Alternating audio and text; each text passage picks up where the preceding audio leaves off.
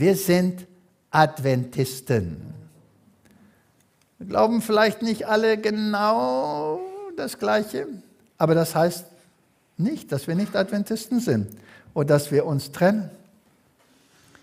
In seinem Artikel Beheading Christ, Christus enthauptet, schreibt Keith Dury ganz interessant. Er sagt, ich habe mich entschieden, mich dem Geschmack Christi bezüglich der Wahl seiner Braut unterzuordnen. Denn wenn er die Gemeinde als Braut haben will, dann nehme ich sie auch an. Jesus Christus, das Haupt, ist einfach zu lieben. Mit dem Leib Christi ist es schon schwerer. Aber ich habe mich auf einem einzigen Grund entschieden, sie zu lieben. Christus liebt sie und findet sie schön. Vielleicht sieht er etwas in ihr, was ich nicht sehe. Vielleicht sieht er mich auf der gleichen Weise. Das bringt zum Nachdenken. Also die Vorstellung, dass eine Gemeinde, das bin jetzt ich, der hier redet, und nur eine Kirche in dieser Zeit Gott repräsentiert, ist anstoßend. Menschen sagen, das ist arrogant. Wir haben ja schon darüber geredet. Aber was, wenn es keine Arroganz ist, sondern nur eine Tatsache? Ich habe wirklich versucht, um nicht Adventist zu werden. Wer will dann sein Leben so umkrempeln? Die ganze Familie verlieren? Das Essen total umstellen? Wer will so doof sein, um das zu tun, wenn er nicht ein guter Grund ist, oder? Und das Interessante ist, wenn man es erstmal gemacht hat, dann kann man nicht verstehen, dass man so doof war, wie man früher war. Also was ist passiert? Ein ideologischer Umschwung, nicht wahr? Und darum muss man Verständnis haben, wenn einer denkt, du bist total verblödet, wieso keinen Kaffee, wieso kein Fleisch, wieso kein dies? Es ist ja nur nicht dies und nicht das und nicht jenes. Aber wenn man erst versteht, wie gut das ist und wie erquickend und erleuchtend das ist, dann kann man nicht verstehen, dass man vorher nicht so gedacht hat. Und jetzt, je näher wir dem Ende kommen und je mehr sich das Werk, das der Welt die letzte Warnungsbotschaft verkündigt, ausbreitet, desto wichtiger wird es für alle, die die gegenwärtige Wahrheit annehmen, ein richtiges Verständnis vom Wesen und Einfluss der Zeugnisse zu bekommen. Das ist ein Zitat, die Gott in seiner Vorsehung von Anfang an mit dem Werk der dritten Engelbotschaft verbunden hat. Also, bleib still, nichts sagen. Psst. Nicht in deinen Predigten gebrauchen. Ich gebrauche ständig E.G. White in meinen Predigen. Ich sage nicht immer, das ist E.G. White, ich predige es nur. Und dann kommen die Leute und sagen, hey, wo hast du das her? Du bist doch sicher eine Superintelligenz. Nein, ich kenne eine Superintelligenz. Und der heißt Gott. Und der hat es einer Frau gegeben, einer antitypischen Deborah. Und wenn wir dieses Wissen nicht gebrauchen, wie sollen wir wissen, wo es lang geht? Mit all diesen Winden, die da wehen. Sebulun und Naphtali, die haben gesagt, okay, wir gehen in den Kampf, aber nicht ohne Geist der Weissagung. Und Gott hat gesagt, gut, ich schenke ihn dir. Er geht mit. Du kriegst keine Ehre. Wer kriegt die Ehre? Die Gemeinde kriegt die Ehre. Die Gemeinde kriegt die Ehre. Aber ich kann es nicht wagen, in den Kampf zu gehen, ohne den Geist der Weissagung. Es ist unmöglich. Ich werde nicht wissen, wo es lang geht. Ich werde nicht verstehen, was die feinen Unterschiede sind, wenn ich nicht dieses lesen würde und internalisieren würde. Puh, deutsche Sprache, schwere Sprache. Jedenfalls, wo wäre ich dann? Dann wäre ich genau wie alle anderen. Genau wie alle anderen. Und das ist nicht sich wichtig tun, das ist Gott erhöhen.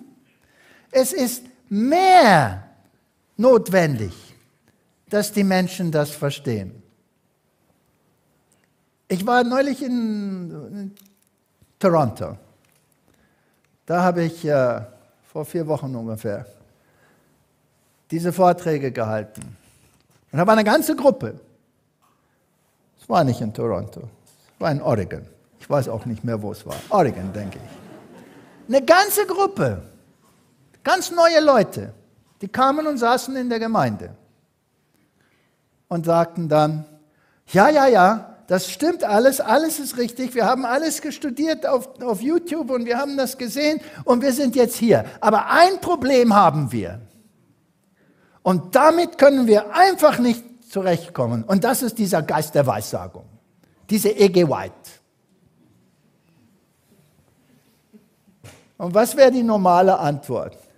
Ja, da kannst du noch reinwachsen und so weiter. Und lies mal das und schau mal, ob es dir gefällt oder das oder jenes. Wir sind an dem Zeitpunkt vorbei. Ich habe nur gesagt, bad luck. Tut mir leid. Es ist eine Eigenschaft der Endzeitgemeinde. Take it or leave it. Es ist einfach Teil der Endzeitgemeinde. Du hast das Recht, es zu prüfen und du hast das Recht, es abzulegen, denn Gott hat dir einen gesunden Verstand gegeben. Und mit so einer direkten Antwort, rat mal, was die Leute gesagt haben. Okay. Es ist unglaublich.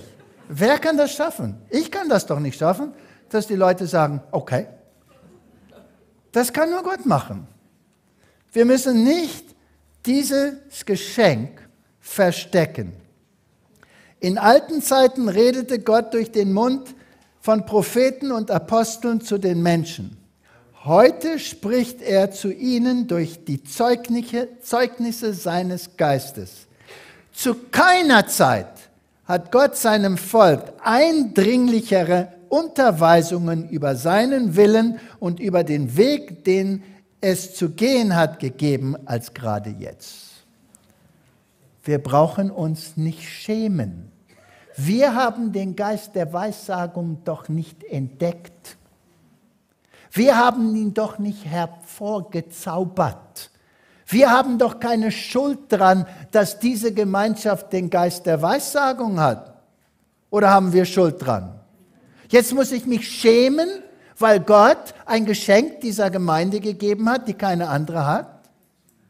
Wieso soll ich mich schämen? Es kommt ja von Gott. Noch nie, zu keiner Zeit hat Gott seinem Volk eindringlichere Unterweisungen über seinen Willen und über den Weg, den es zu gehen hat, gegeben, als gerade jetzt. Und dann soll ich mich schämen, weil Gott geholfen hat. Das macht überhaupt gar keinen Sinn. Also, was bindet uns aneinander? Die Gebote Gottes und der Glaube Jesu. Biblisch. Ist das Zeugnis Jesus nicht ein fest eingebauter Bestandteil der Theologie der übrigen? Ja oder nein? Ja, er ist. Schämen wir uns über die Heiligtumslehre? Nein. Es ist stolz, weil da können wir die Bibel nehmen und schauen, hey, schau mal hier. Schau mal hier. Aber warum schämen wir uns über den Geist der Weissagung? Ist doch genau das Gleiche. Ist etwas, was eigen ist an dieser Gemeinde. Und wenn dieser Geist der Weissagung nicht in Übereinstimmung mit der Bibel ist, dann ist er nicht von Gott. Ist doch so einfach wie das. Dann kann er nicht von Gott sein. Aber wenn er in der Übereinstimmung ist, dann redet er nach dem Gesetz und nach den Zeugnissen. Und dann hat er Licht und nicht kein Licht. Also die Zeugnisse sind das leitende Licht durch das Labyrinth des Irrtums. Das ist nicht E.G. White, das ist Walter Veit.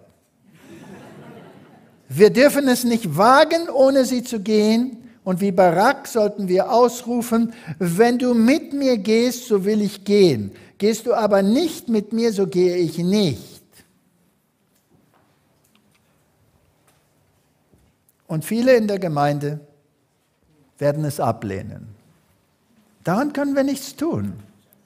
Aber ich möchte die Gemeinde ermutigen.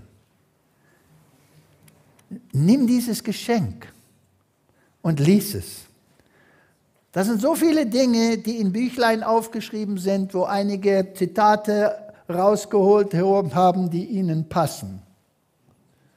Und dann kriegt man so ein verstocktes Bild. Einige von unseren Instituten, wenn man da hinkommt, kriegt man so eine Liste vorgelegt. Und dann lese ich die Liste von vorne bis zum Ende. Nur White. Und der Mut sinkt mir in die Schuhe und ich will verzweifeln. Warum? Ist doch nur White. Das ist keine Balance. Das ist keine Balance. In der Bibel haben wir Balance, Gleichgewicht. Sei perfekt, wie dein Vater im Himmel perfekt ist. Der behauptet, er ist ohne Sünde, ist ein Lügner und die Wahrheit ist nicht in ihm. Wenn einer sündigt, wir haben einen Advokaten. Wir können zu ihm hingehen. Seht ihr? Beide Seiten? Beide Seiten. Mut und Ermahnung. Und Geist der Verheißung ist der gleiche Geist. Mut und Ermahnung. Und wenn wir nicht beides kriegen, wenn wir nicht die Schläge kriegen und dann auch die Salbe, wenn wir nur Schläge kriegen und keine Salbe, dann verzweifeln wir. Also den Geist der Weissagung bitte richtig lesen. Nicht diese Zusammenfassungen von diesem oder jenem, der glaubt, dass er nur die Zitate rausholen, die seine Ideologie oder ihre Ideologie unterstützen.